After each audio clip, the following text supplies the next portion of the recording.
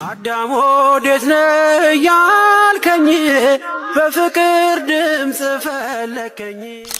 እድሜ ልክ እንዲህ አይነ ጥላ እንዲነች በቃ አይነ ጥላ በወንዶች ላይ እንዲሁም ደግሞ በሴቶች ላይ ወንድ አይነ ጥላ ሲኖር አንገት ነው የሚያስደፋው።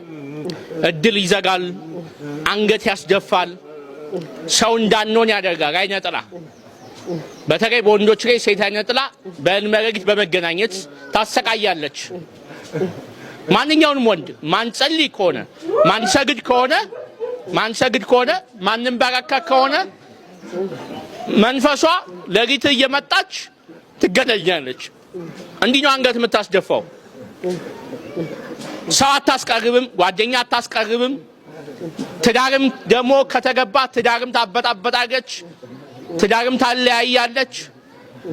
በወንዶች ላይ ትዳሩ ሲገቡ ስንፈተ ወሲብ ትሆንና ትቀመጣለች፣ ታበጣበጣለች፣ እድል ትዘጋለች፣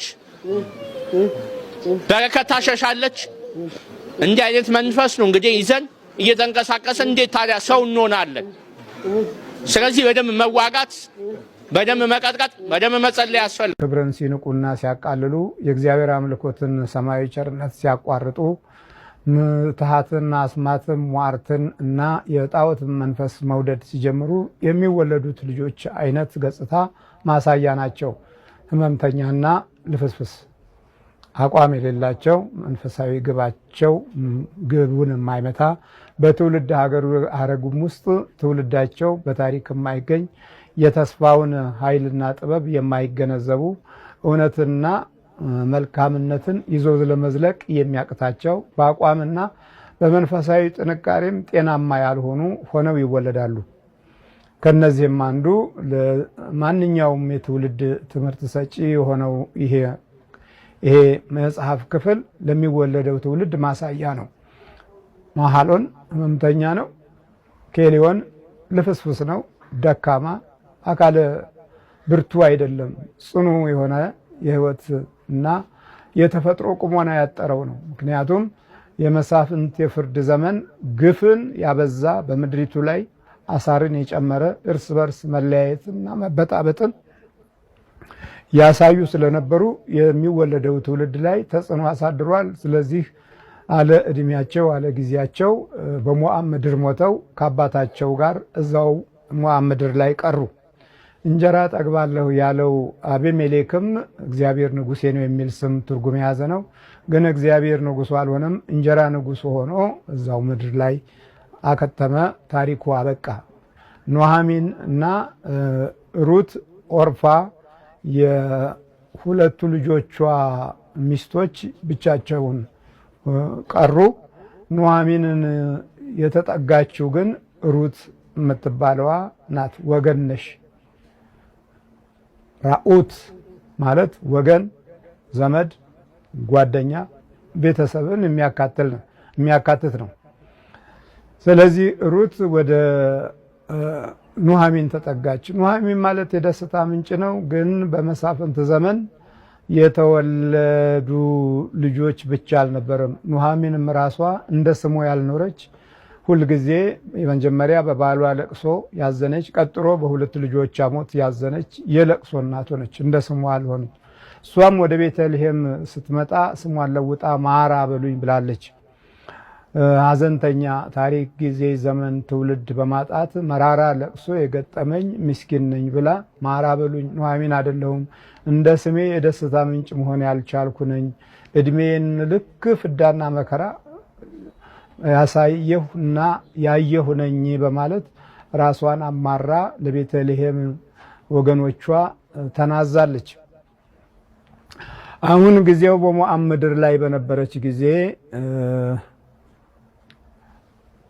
ወደ ቅድስት ሀገር እግዚአብሔር ይላል ሩት ምዕራፍ 1 ቁጥር 6 ላይ እግዚአብሔር እርሷም በሞዓብ ምድር ሳለች እግዚአብሔር ሕዝቡን እንደጎበኘ እንጀራም እንደሰጣቸው ስለሰማች ከሞዓብ ምድር ልትመለስ ከሁለት ምራቶቿ ጋር ተነሳች ይላል። አሁን ተነሳች፣ አቋም ይዛ ተነሳች። አሁን ወደ ኋላ መቅረት የለም፣ መልፈስፈስ የለም። በቃ አሁን እግዚአብሔር ቤተልሔምን ጎብኝቷታል። ረሃቡ ተወግዷል። በረከትን እግዚአብሔር አስፍኗል። ህዝቡን በጥጋብ ጎብኝቷል። በህይወታቸው የጎደለው ሞልቷል። ስለዚህ ይህ እንዲህ አይነቱን ታላቅ ነገር ሰምቻለሁና መሄዴ ነው ብላ ኦርፋን ሩትንም ነገረቻቸው።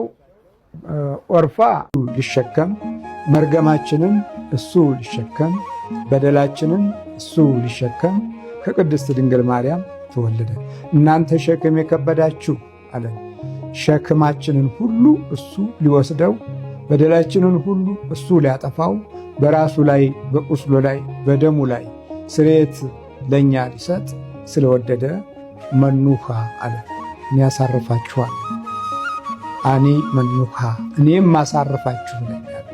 እዚህ እንግዲህ ኖህ እዚህ ጋር አግኝተነዋል ማለት ነው። የኛ ኖህ ማን ነው ማለት ነው? ኢየሱስ ክርስቶስ ነው ማለት ነው።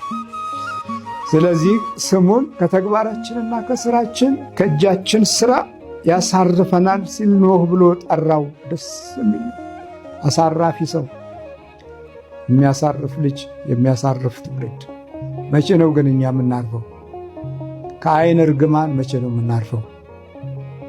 ከአይን እርግማን። አይን የተረገመ መንፈስ በሚያድርበት ጊዜ አይናችን ያየው ነገር ሁሉ አይባረክም። አገር ብናይ በሄድንበት አገር የኛ የሆነ የተባረከ ነገር ወደኛ አይመጣም። በትግል እንኖራለን። ምክንያቱም በአይን እርግማን ውስጥ ስለምንገኝ። የአይንን እርግማን የምናስወግደው ስንንበረከክ፣ ወደ ሰማይ ስንመለከት፣ የአምልኮት ጸሎትን ስናደርግ፣ ስንሰግድ አይናችን ላይ ያደረው የእርግማን መንፈስ ይለቅናል። የአይን እርግማን ምንድን ነው ስንል ቡዳ ነው። በቃ መበላላት። ለመበላላት ሕይወታችን ቅድሚያ የሚሰጥ ከሆነ ትውልድ ሁሉ በሄደበት በወጣበት በገባበት ሁሉ የተረገመ ይሆናል። በመውጣትህ በመግባትህ አንተ እርጉም ትሆናለህ ይለልን ዘፍጥረት 28 ላይ ቁጥር 15 ጀምሮ በመውጣትህ በመግባትህ እርጉም ትሆናለህ ይላል። አሩር የሚለው ነው ከራስ በላይ ያለ እርግማን። ትላንት የተማርነው ከራስ በላይ አሩር የሚለው ነው። አሩር እንግዲህ አይናችንን፣ ግንባራችንን፣ ፊታችንን፣ ጆሮአችንን የሚይዝ የአይን እርግማን ሲኖር ጆሮአችን ሁሉ ክፉን ይሰማል። የአይን እርግማን ሲኖር ያየነው የነካነው መቅኖቢስ ይሆናል። ከአይን እርግማን ለማምለጥ በክርስቶስ ሥጋና ደም የታተመ ሕይወትን መያዝ ቅድሚያ የሚሰጠው የእምነታችን ዋነኛው ክፍል ነው። የአይን እርግማን ማለት ጸልየን ፊታችንን ስንዳብስ አይናችንን ሁሉ እንዳብሳለን። የቀደሙ አባቶች የቤተ ክርስቲያኑን አጸድ እና ድንጋዩን መዝጊያውን ዳብሰው አብሰው ፊታቸውን የሚኖሩት እኮ ከፊት ገጸ እርግማን ነፃ አድርገን ብለው መማጸናቸውና ለፊታቸው ሞገስን፣ ምሕረትን፣ ቸርነትን፣ ጸጋን ማሰባቸው አበስ አድርገው እንዲህ የሚያደርጉት አጸዱን ድንጋዩን የሚሳለሙት አንደኛውና ትልቁ አይናችንንና የራሳችንን ገጸ ብርሃን አንተ በመለኮታዊ ኃይል ዳሰው ማለታቸው፣ ከአይን እርግማን ነፃ አውጣን ማለታቸው። የአይን እርግማን በሚኖርበት ጊዜ ያየነው ልጅ እንደገና ሌላ ያያል። የወለድነው ልጅ እንደገና ባየነው ልክ ሌላውን ያያል። በምቀኝነት መንፈስ ልክ ስናይ የሚወለደው ልጅ ደግሞ ከኛ በባሰ የምቀኝነት መንፈስ ያለበት ሆኖ ሌላውን ደግሞ የበለጠ ምቀኛ ሆኖ ትውልድን ያጠፋል። በመጠፋፋት ጎዳና ውስጥ እኛ ያሳለፍነው ባህሪ ትልቁን ጉዳት አንጸባርቋል። በዕለተ ሰንበትን የክብር የሞገስ የጸጋ የማድረግ የጋራ ምኞታችንና መንፈሳዊ መርሃችን እየተሟላ አይደለም። ዕለተ ሰንበትን የምናውልበት ክርስቲያናዊ ሐሳቦቻችን ሁሉ ከአንዱ አንዱ ይለያል። በአኗኗርም በተግባርም በምኞትም ተለያይቷል። የዳንኪራውን ዓለም ለመርገጥ ዕለተ ሰንበትን እንደ ቃየል ልጅ በሙዚቃ ጊዜያችንን ለማሳለፍ የምናደርጋቸው ምርጫዎች ሁሉ የአይን እርግማንን ከባህሪያችን ውስጥ የሚያኖር መሆኑን እንዘነጋለን። የአይን እርግማን ማለት ቡዳነት ነው። ምን አደከማችሁ እናንተ የምትፈሩት የምትደነግጡት ውስጣችሁ ሽምቅቅ የሚለው እያለ እንኳ እንደሌለ አድርጋችሁ የምትኖሩበት ኑሮ ውስጥ ያለውን ጠላታችሁን ቡዳነት ሲባል በቃ ይቀፈናል። ለምን? ውስጣችን በተደበቀ ባህሪው ገዥነቱን ስላረጋገጠ እንዲህ አይነት መንፈስ እንዲነካብን አንፈልግም። ስለዚህ አላረፍንም። አያችሁ፣ ከእርግማን አላረፍንም። በ60ው ዘመን የተወለዱት አድገው የሉም። 80ዎቹ ዘመን የተወለዱት አድገው የሉም። በ90ዎቹ ዓመት ተወልደው የነበሩት አድገው የሉም። በሚሊኒየሙ ዘመን ተወልደው የነበሩት አድገው ዛሬ የህይወት ኪሳራ ውስጥ ነው ያሉት። ስለዚህ ከዚህ የበለጠ የአይን እርግማን ምን አለ? በአይን እርግማን ውስጥ እንኖራለን። ከአይን እርግማን ቀጥሎ ደግሞ ጆሮአችን ነው። ከዚህ ቀጥሎ ከጆሮ ከአይን ቀጥሎ ቀጥታ ይሄኛው መስመር ነው። ጆሮአችንን ያበላሸዋል። የምንሰማው ክፉ፣ የምንናገረው ደግሞ አንደበታችን ክፉ። ስለዚህ ጆሮአችን ክፉ ነገር ሰምቶ በውስጣችን አጽድቋል። አይናችን ክፉ ነገር አይቶ ባህሪውን ተካፍሏል። ስለዚህ እኛ ምን ሆን ማለት የማናርፍንን አላረፍንም። ከምድር እርግማን አላረፍንም።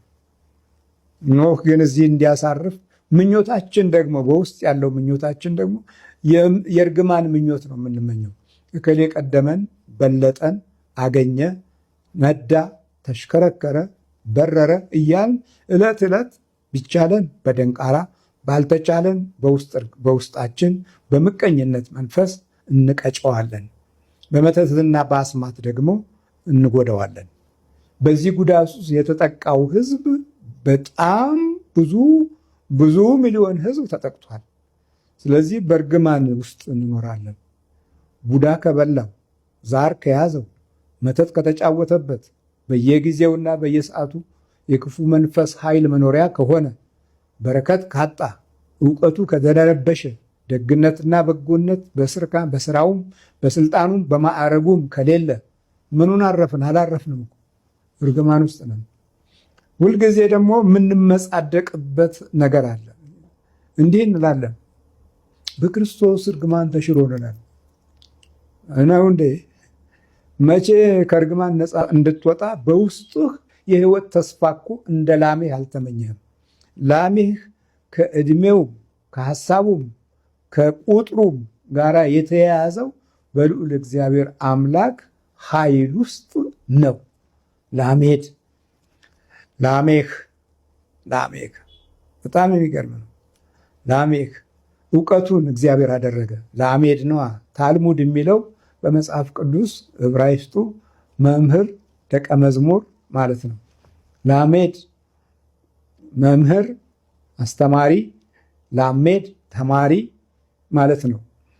ሜም ደግሞ ያው ማይም ውሃ ነው። የተባረከ ውሃ፣ የጥምቀት የጠበል ውሃ ማይም።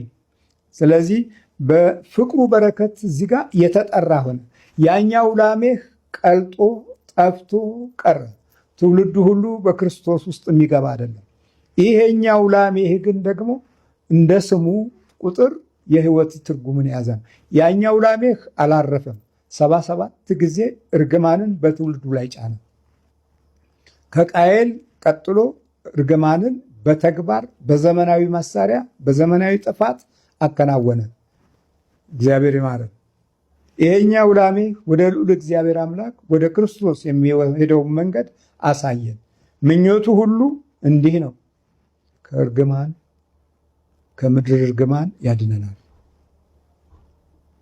ከተግባራችን ያድነናል። በተጨማሪ ከእጃችን ክፉ ስራ ያድነናል አለና ክርስቶስን በኖህ ውስጥ አየው። እግዚአብሔር ስሙ የተመሰገነ ይሁን። ስም ሲያወጣለት ለስሙ አሰበ። ላሜህ ማለት ነው። እንዳይምታታባችሁ የእግዚአብሔር ላሜህና የኖህ ላሜህን ለዩት። የምነግራችሁም ይሄን ነው። ሁልጊዜ እንደ ድሮ አይደለም። ወንጌል እያደገ ነው የሚሄደው። አሁን እንደ ድሮ አልሰብካችሁም። አሁን ወደ እውነተኛው ምስጢራዊ ውስጥ ነው የምንገባው። ምክንያቱም ሁልጊዜ ያን የነበረውን መመላለስ አያስፈልግም። ሚስጥራት ውስጥ መግባት አለብን። ለጀማሪዎች ሊከብዳቸው ይችላል። ቢከብዳቸውም ወደ ታች ወርዶ ማሳነስ አያስፈልግም። የምንቀጥለው ወደ ጥልቀቱ ውስጥ ነው፣ ወደ ጥልቀቱ ቃል ውስጥ ነው። ስለዚህ ይሄኛው ላሜህ ተስፋ አደረገ። ተስፋው ምንድነው? እርግማንን ማስቀረት ነው። እርግማንን የሚያስቀር ትውልድ እንድንተካ አቤቱ ጌታ ሆይ ብለን እንደ ላሜህ እንመኝ። እርግማንን የሚያስቀር ምኞት እንመኝ። በሌላው ኑሮ ውስጥ ጣልቃ ገብተን እንዴት አደገ ብለን ለዓይናችን፣ ለልቦናችን፣ ለቋንቋችን፣ ለሐሳባችን ምቀኛ ሐሳብ አንስጠው። ላሜህ ምቀኛ ሐሳብ አልሰጠም።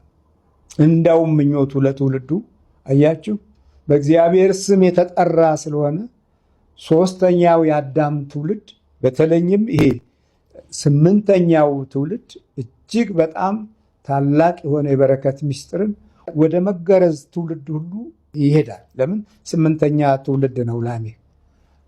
አብርሃም ዘርጋ ሲሄድ በ8ኛው ቀን ግርዘትን የእግዚአብሔር ትውልድ መለያን የቃል ኪዳን ምስጢርን የሚያስገኘው 8ኛው ትውልድ ላሜህ ነው።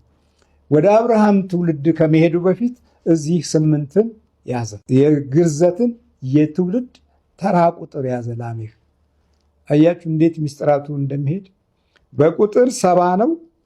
የሰባ ሊቃውንትን በሙሴ ዘመን የነበሩ 70 ሊቃውንትን የሚተካ የስነ ልቦና እድገት ያለው ባለራዕይ እና ባለተስፋ ሆኖ ራሱን አዘጋጀ። ስለዚህ አባቶቻችን እባካችሁ ገንዘብ ለማግኘት ብቻ ተስፋ እናድርግ። ገንዘብ በራሱ ጊዜ የእግዚአብሔር ስጦታ ሆኖ ይመጣል። በግፍ ያገኘነው ገንዘብ እርግማንን ያመጣል። በቢሮክራሲ ሰንሰለት የምናመጣው ገንዘብ ትውልድ ላይ እርግማን ሆኖ ይቆያል። ቤታችን ሁሉ የለቅሶ፣ የችግር፣ የሐሳር፣ የጭንቀት፣ የቅዠት ነው የሚሆነው። እያሳቀቅንና ሌሎችን በችግራቸው ውስጥ ገብተን ችግራቸውን የምንጨምርባቸው የሆነ ጉቦኛ መንፈስ ካደረብን ያ በህይወት ውስጥ፣ በቤት ውስጥ፣ በኑሮ ውስጥ፣ በትውልድ ውስጥ ይሸጋገራል። ላሜህ ይህንን አልሰጠም። አባቶች ይሄ ፓትርያርካችን ልዩ ፓትርያርክ ነው። ላሜህ በጣም ጥልቅ የሆነ ምስጢሮችን ሲገልጽ እንዲህ ነው ያለው። ስሙንም እግዚአብሔር በረገማት ምድር ከተግባራችንና ከእጅ ስራችን ይህ ያሳርፈናል ሲል ኖህ ብሎ ጠራው። ኖህ ያሳርፈናል አለ። ማን ያሳርፈን? እስቲ የሚያሳርፈናል? ከስጋ ከችግር ከስቃይ የሚያሳርፈናል? ከክፉ መናፍስት በሽታ፣ ከመተት፣ ከሟርት፣ ከአስማት የሚያሳርፈን አባት አለ? ማን አለ? የምንሸሽ አይደለንም። እኛም እንደ አቅማችን እንኳ ህዝቡ ውስጥ ገብተን ችግሩና ስቃዩን ስናይ ትፋለሙን፣ ትዋጉን የለም፣ ትሰድቡን የለም፣ መንገድ ታጠቡብን የለም፣ መንገድ ትዘጉብን የለም። መች ክብር አለን? በንቀት የተሞላ ነን። መጀመሪያውኑ ንቀት ካለብን እኮ የእግዚአብሔር ሰዎች የመሆን እድላችን ላይ አጠራጣሪ የሆነ ችግር አለ ማለት ነው። ትዕቢት ካለብን በትልቅነታችን የእግዚአብሔርን አምልኮት ራሳችን ከወሰድ ነው እርግማን አለብን፣ ትልቅ እርግማን አለብን። ስለዚህ የምንሰራው፣ የምናየው፣ የምንነካው፣ የምናስበው፣ የምናቅደው ሁሉ እርግማን ስላለበት በውሸት እና በተንኮል ውስጡ የሆነ ነገር አለው፣ የሆነ ክፋት አለው። ስለዚህ ለትውልድ አይቆይም፣ ትውልድ አያየውም። ቢያየውም በክፋት አይን ነው የሚያየው። ላሜህ አያችሁ፣ ስነ ልቦናውንም አእምሮውንም ትምህርቱንም እውቀቱንም ጥበቡንም የሚያሳርፍ ሰው ፍለጋ የቆየ ልብ አለው። ልጅ ሲወለድለት ኧረ ይሄ ልጅ ያሳርፈኛል አለና ክርስቶስን በኖህ ህይወት ውስጥ አየው። የእርግማን ማቆሚያ ነህ አለው። አንተ እርግማንን ታቆምልናለህ አለው። አንተ እርግማንን ትከሰዋለህ፣ አንተ እርግማንን ታጠፈዋለህ፣ አንተ እርግማንን ትቀጠቅጠዋለህ፣ አንተ እርግማንን ወደ በረከት ትለውጠዋለህ አለና ኖህ አለው በቃ በአንተ እንረፍ አለው። እስቲ በአንተ እንረፍ የምትሉት ትውልድ አለ? አሜሪካ ያስተማራችኋቸው ልጆች አሳርፏችኋል? ትልልቅ የዩኒቨርሲቲ ተቋም የተማሩ ልጆች አሳርፈውናል። መቼ ነው ያሳረፉን? የ60ው ዘመን ትውልድ እግዚአብሔርን ከካደበት ጊዜ ጀምሮ ዘመናዊነትን ከክህደት ጋር አባታችን ሆይ የሚለው ነገር እንኳን አሁን ነው አንዳንዶች የለመዱ። ሌሎቹ አሁንም ገና በንቀት ውስጥ ነው ያሉት፣ በክህደት ውስጥ ነው ያሉት፣ በአረመኔነት ውስጥ ነው ያሉት፣ በቃየን ውስጥ ነው ያሉት፣ በቃየን የልጅ ልጅ ውስጥ ነው ያሉት፣ በሙዚቃ ውስጥ ነው ያሉት፣ በዘላንነት ውስጥ ነው ያሉት። ምንም እምነት የሌለው ታሪክ የሌለው ሌላ ባዕድ ታሪክ የፈጠረ በዛ ውስጥ ነው ያሉት። ያላረፍንም አያችሁ። እኛ በውስጣችን ክርስቶስን ኖህን አላየነውም። ኖህ ማለት እንግዲህ ኖህ ኑህ ናት፣ በቁጥር 50 ናት። መንፈስ ቅዱስ ጰራቅሊጦስ ኢየሱስ ክርስቶስ በ50ኛው ቀን መንፈስ ቅዱስን ላከልን። ኖህ ደግሞ ሄት ናት። ሄት ማለት ደግሞ በቁጥር 8 ናት። የሚገርም ነው። ስነ ተፈጥሮን የፈጠረበት ቀን ዕለተ እሁድ ናት። አያችሁ፣ ዕለተ እሁድ ክርስቶስ ሞትን የሻረው መቼ ነው? እሁድ። የኛ እሁድ ኢየሱስ ክርስቶስ ነው። ምን ስላደረገ? ኖህ የኛ ኖህ ማን ነው? ክርስቶስ ነው። ምን አለ? እኔ ያሳርፋችኋለሁ። ኖህነትን በባህሪው ያዘ። ኖህን በማሳረፍ ገለጠው። እንዴት አድርጎ? እናንተ ሸክም የከበዳችሁ ወደ እኔ ነው፣ እኔም አሳርፋችኋለሁ፣ ከእኔም ተማሩ፣ ሸክሜም ቀሊል ቀንበሬም ቀሊል ነው አለ። ምንድን ያለን? እስቲ አሳርፋለሁ ሲል ቀንበሬን በላያችሁ ተሸከሙ፣ ከእኔም ተማሩ፣ እኔ የዋህ በልቤም ትሁት ነኝና ለነፍሳችሁ እረፍት ታገኛላችሁ። ለነፍሳችሁ እረፍት ታገኛላችሁ። መቼ አረፍን? በወለድነው አላረፍን፣ ባሳደግነው አላረፍን፣ ባስተማርነው አላረፍን፣ በመረጥነው አላረፍን። አቤት አቤት! እንዴት ነው ነገሩ? ባከበርነው አላረፍን፣ ባወጣነው አላረፍን። መቼ ነው የምናርፈው? በዘመን አላረፍን፣ በእድሜ አላረፍን፣ በጊዜ አላረፍን። ብዙ ምኞት፣ ብዙ ፍርሃት፣ ብዙ ችግር፣ ብዙ ውድቀት አለብን። የሚሸከመውን አባታችንን አልፈለግነው። ኖህ የሆነው ክርስቶስ አምላካችንን አልፈለግነው። እኔም አሳርፋችኋለሁ እንዳለ ሁሉ እዚህ ጋር ደግሞ ኖህ በታሪክ ውስጥ ትልቅ ቦታ ሲያገኝ በአዲስ ኪዳን እናገኘዋለን። ከብሉይ ኪዳን ተነስቶ ኖህ ጉዞውን አላቋረጠም። በዕብራውያን ምዕራፍ 11 ቁጥር 7 ላይ ኖህ ገና ስለማይታየው ነገር ተረድቶ እግዚአብሔርን እየፈራ ቤተሰቦቹን ለማዳን መርከብን በእምነት አዘጋጀ፣ በዚህም ዓለምን ኮነነ፣ በእምነትም የሚገኘውን ጽድቅ ወራሽ ሆነ ይላል። ኖህ ገና ስለማይታየው ነገር ተረድቶ፣ አያችሁ፣ ስለማይታየው ነገር ለመረዳት እምነት መኖር አለበት። ኖህ በእምነት ስራውን ገለጸ። የሚያርፍ ትውልድ፣ የሚኖር ትውልድ ለማስገኘት መርከብ ሰራ። ለሌላው በረከት ሆነ። ለሌላው ሕይወት መኖር ምክንያት ሆነ። ለሌላው መዳን ምክንያት ሆነ። የጥፋት ውሃና ፍል ውሃ ምድሪቱን አጥለቅልቆ ሲያወድም ኖህ ከነ ትውልዱ ከነ 7 ከራሱ ጋር 8 ትውልድ በመርከቡ ላይ ኖረ። አባቱን እዚህ ጋር ተካ። አባቱ 8ኛ ትውልድ ነው። ኖህ ወደ መርከቡ ያስገባው ደግሞ 7 ትውልድ ነው። ከራሱ ጋር 8ኛ ነው። የአባቱን ታሪክ በሕይወቱ ውስጥ ተረጎመ።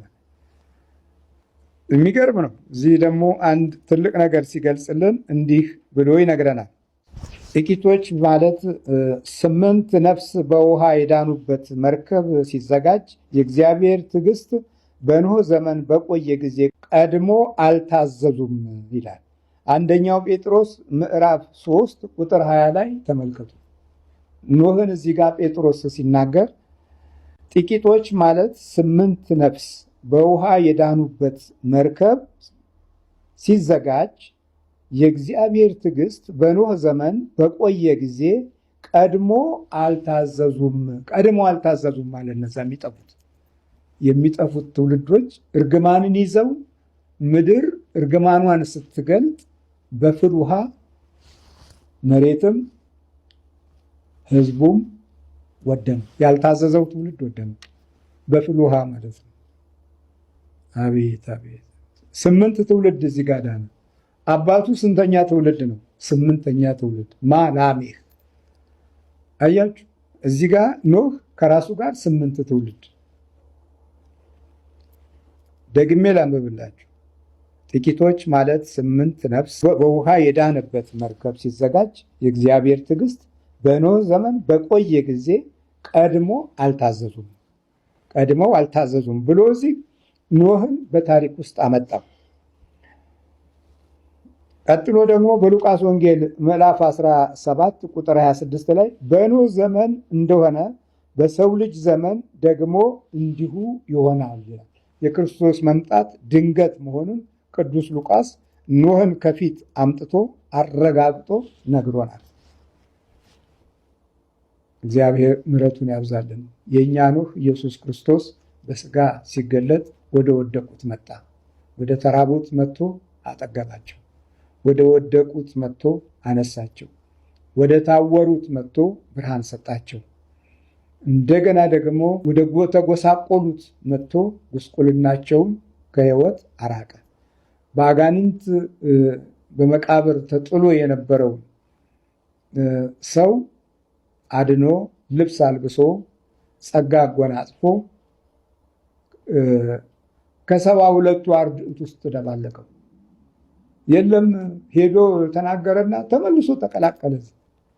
አያችሁ የኛ ማረፊያ ለበረከት ሆነ። ኖህ ለበረከት፣ ለመዳን፣ ለተስፋ፣ ለሰማያዊ ቃል መገለጥ፣ ለክብሩ እንዲሁም ደግሞ ለትውልድ መሸጋገር ምክንያት ሆነ ኖህ።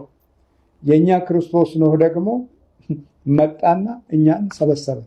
በስሙ ክርስቲያን ተብለን እንድንጠራ ሕይወታችን ውስጥ ክርስቶስነትን ሰጠን።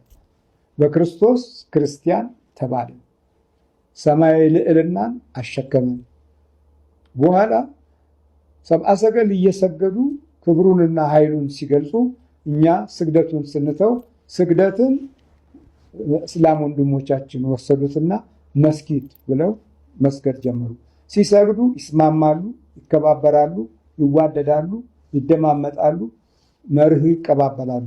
እኛ ስለማንሰግድ እንጣላለን፣ እንባላለን፣ እንካሰሳለን። አንዱ አንዱን ያጠፈዋል፣ አንዳንዱ በጥላ ወጊ ያደቀዋል፣ በእርግማን መንፈስ ህይወቱን ያጨልመዋል። እንደገና ደግሞ በትውልድ ላይ ሌላ ችግር እንጭናለን። እንዲህ ስላሳለፍን ዘመናችን ጊዜያችን ቡራኬ አላሳየንም። ውርደትን፣ የትውልድ ስድብ፣ ጉስቁልናን፣ የተሳዳቢው የመንፈሱ ልቅ የሆነውን ክፉ ኃይልን አስተጋባል። አላረፍንም። አያችሁ የሚያርፍ ትውልድ አለ። የሚያርፍ ትውልድ የሚሰጠን አሁን አላገኘንም። አስተምረን አሁንም አላረፍንም። ዲግሪ ዶክትሬት አስጭነን አሁንም አላረፍንም። አልተጦርንም። መከራ ነው የሚጦረን፣ ችግር ነው የሚጦረን። የስቃዮች የአበሳ ጠበሳዎች ሁሉ ህይወታችን ውስጥ ጋሽቧል፣ በባህሪያችን ውስጥ ነክሷል። ይህንን ሐሰት ነው ማለት አንችልም። ይሄኛው ላሜህ 770 ዓመት ኖረ። የእረፍቱ ፍጻሜ ኖህን ማስገኘት ሆኖ እያለ በ707 አረፈ። ሰንበት ሰንበት ሰንበት። አየው ተመልከት፣ ሰንበት ሰንበት ሰንበት። ስንት ሰንበት አሳለፈ? የዕድሜውን ዘመን ሁሉ በሰንበት አሳለፈ። በዘመኑ የተመኘውን ምኞት በኖህ ላይ አየው። ኖህ የእርግማን ማጠቃለያ ማጥፊያ አለውና ለትውልድ ቀሪ የሆነ ተስፋ ኪዳን ሰጠ። እኛም እንዲህ እንድንሰጥ መድኃኒታችን ኢየሱስ ክርስቶስን በኖህ በኩል ያዩትን ክርስቶስን እኛ በአካል ስላየነው የኛ ኖህ ማን ማለት ነው? ክርስቶስ ነው። በአምሳኛው ቀን ኖህ የተጠራበትን የዕብራይስጥ ፊደል ቁጥር ኑን ነው። ኑን 50 ነው። በ50ኛው ቀን መንፈስ ቅዱስን ለሐዋርያት ሰጠ። የኛ ኖህ ክርስቶስ ሐዋርያትን አፈራ። ጰራቅሊጦስን እልክላችኋለሁ ብሎ በ50ኛው ቀን የሰማይ እሳት ዓለምን የምናሸንፍበት እሳት ላከ። የኛ ኖህ አያችሁ። እንደገና ደግሞ የህይወት ሰንበትን ሰጠን። ትንሣኤውን እሁድ ዕለት አደረገና ሞትን ሻረው። ስንተኛውን ቀን? 8ኛው ቀን። ማነች እሷ? ኖህ የተጠራበት ፊደል እንዴት እንደሚገጣጠም እንዴት እንደሚደመር ተመልከቱ። እንግዲህ እሁድ በሰንበት አካል ውስጥ ሁለተኛ ሰንበቱ ነው። የምን ሰንበት? ሞት የተሻረበት ሰንበት ነው። በሁለት ሰንበቶች ውስጥ እኛ የበለጠ ተባረክን። በብሉይ ኪዳን ሰንበት አረፍን፣ በአዲስ ኪዳን ሰንበት ሞት ተሻረልን። ስንተኛው ቀን? 8ኛው ቀን። ዓለም በተፈጠረበት ሰንበት ክርስቶስ ሞትን ሻረ። ዓለምን የሚያሸንፍበት ጉልበትን በሱ በኩል ሰጠን። ስለዚህ ቤተክርስቲያን አጠፋን። ተመስገን ነው። በክርስቶስ ሥጋ ታትመን በመለኮታዊ ምስጢሩ ተዋጅተን የልዑል እግዚአብሔር መንግስት እንድናገኝ ልዑል እግዚአብሔር አምላክ ያግዘን። ከእርግማን የሚያሳርፍ የሰንበት ሰው ነው ርዕሳችን። በዚህ ሰው በኩል ስንባረክና ስንቀደስ አምላክ ሰው ሆነ፣ ሰው አምላክ ሆነ። ጸጋንና እውነትን ተመልቶ በእኛ አደረ። ቃል ሥጋ ሆነ፣ ጸጋንና እውነትን ተመልቶ በእኛ አደረ። አሁንም በእኛ ውስጥ መለኮታዊ ምስጢሩን ይገልጽ ዘንድ የልዑል እግዚአብሔር አምላክ ሞገስ፣ ጸጋ፣ ኃይል፣ ሰማያዊ ጥበብ፣ ሰማያዊ እውቀት በሕይወታችን፣ በኑሯችን፣ በጊዜያችን፣ በትውልዳችን ላይ እንዲኖር ጸሎቴም ምኞቴም ነው። በክርስቶስ ሥጋና ደም ታትመን የመንግስቱ ወራሾች እንድንሆን አምላካችን ያብቃን። አሜን። ልዑል እግዚአብሔር ሁላችንንም በቃሉና በሞገሱ በጸጋውና በጥበቡ ይባርከን። አሜን። አዳም ወዴት ነህ ያልከኝ፣ በፍቅር ድምፅ ፈለከኝ። አልብሰኝ ነጩን ልብስ፣ እወድሃለሁ ኢየሱስ፣ አከብረሃለሁ ክርስቶስ።